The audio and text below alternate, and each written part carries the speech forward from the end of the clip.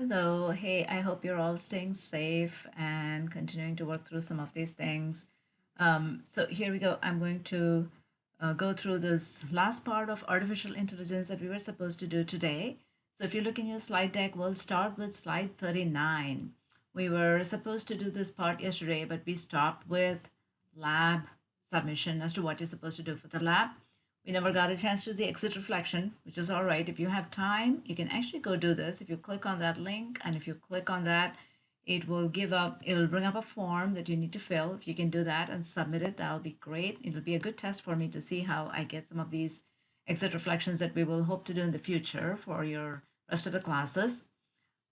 This talks about an article using facial recognition and temperature sensors to discourage people with temperatures from getting on public transportation or going from one place to another, right? This was done in China to make sure that people stayed in one place if they were sick and that they weren't going, like getting on, trains and things like that and making other people sick. But there are things that people have said that, it's monitoring people too closely, it's violating their privacy, things like that. So it's a good article to read and see if you can answer some of these questions. You can add them as comments on this slide.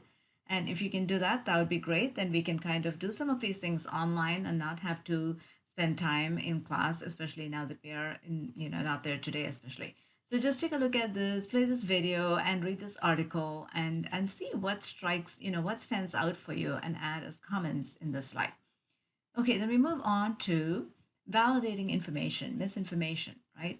So there's lots of stuff out there. As you all know, you all are on social media, and there's lots of misinformation about lots of things, especially when COVID started as to how things spread and what's the cure for that and things like that. So how do you know what to believe online when you read something? So when COVID-19 came out, there was lots of fake news, if you think about it. And there was lots of hits. Everybody went to Google and did a search for the coronavirus to see if they could get any information on it, right? So, as it says, misinformation spreads much faster. As you know, rumors spread faster than the truth. So, it takes the truth 6 times longer to reach 1,500 people than a falsehood, right? So, websites out there are constantly trying to figure out how to make sure that their website doesn't convey misinformation. So here is a WHO, the World Health Organization Mythbusters. So if you go into this article, read through the article. For example, this is a famous myth that was out there initially that when summer came and when the weather was hot and humid, the virus would go away. And for people like me, people in India thought that, oh, it's very hot here, you're not going to see the virus. But the virus has spread everywhere, and summer has come and gone almost, and we still haven't seen any respite from the virus, as you can see.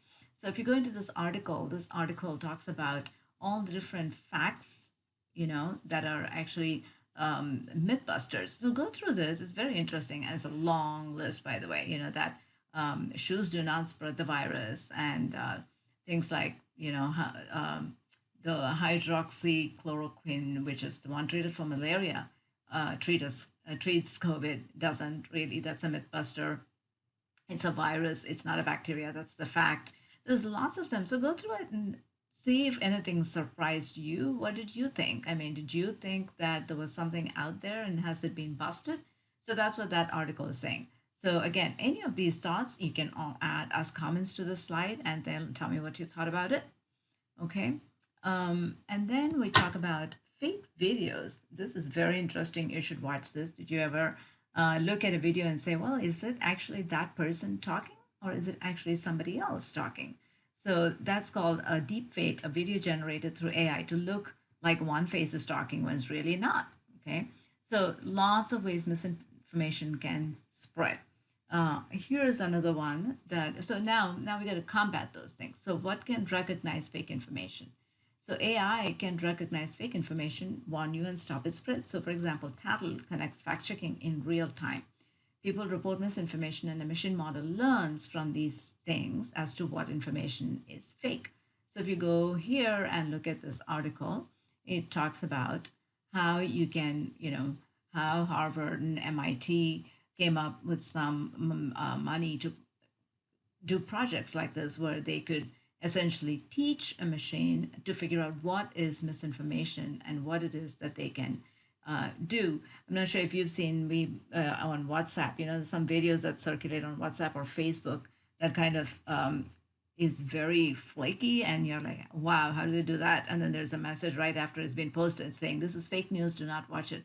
So these are some of the apps that kind of go through, and especially in WhatsApp, we have a lot of these things. Rumors spread very fast, and these are some of the apps that help check these postings and see if it's fake or if it's actually true. So they are all very interesting articles that I think you really should go through and read some of them. Policy responses, how can you verify that you're getting true information? So companies out there like Google and Facebook and Amazon, a lot of those companies have policies to make sure that they are not spreading these lies online. How are they helping us make sure that how are they filtering all this fake information, right? So here is Google's policy response, and this is a condensed version. Read through that article. I'm not going to open that now because they're all just information, and I want you to just go through it. You don't have to read like word by word, but go through the article and see how Google has prevented the spread of some of this misinformation. So, for example, if you do a search on the virus, now it will trigger an SOS alert that streams mainstream news. So it's actually valid, right? They've pulled videos from YouTube that claim to prevent the virus, and they've removed some apps that claim to help them. They've blocked ads. So actually, they're losing money by blocking ads that say something about the virus. Maybe they say, "Oh, do this and you won't get the virus," things like that.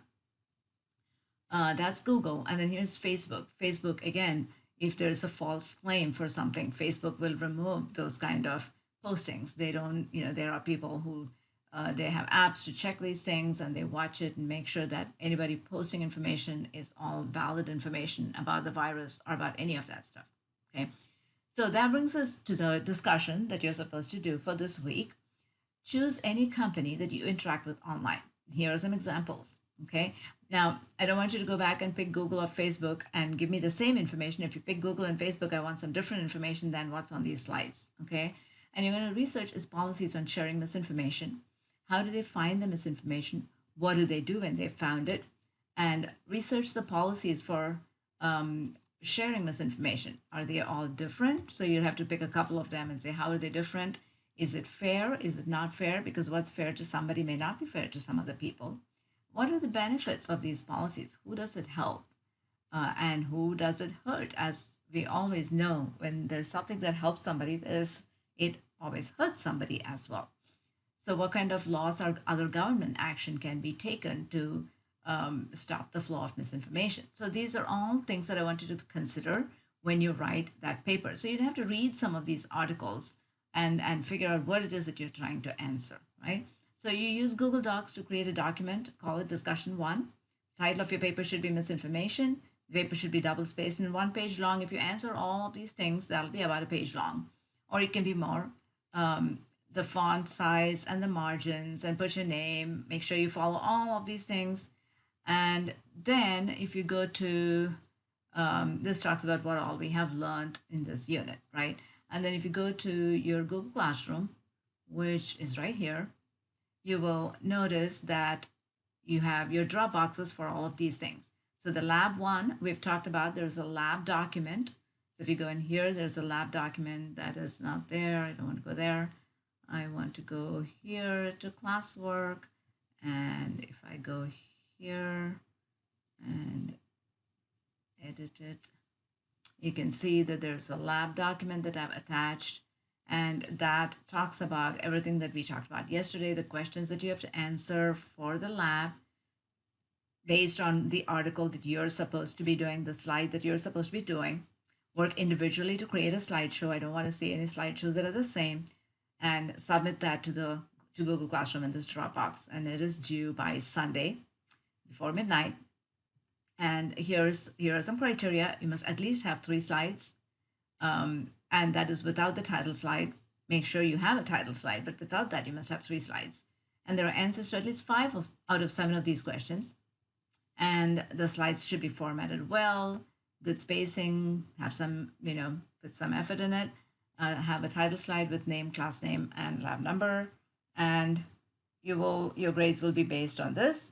And I'll give you feedback if something is missing, then you can fix it and resubmit it. So that's your lab, and there is one like that for your discussion as well. So if you go back to your homepage, you should see all 3 of that in your stream, in your to-do list here.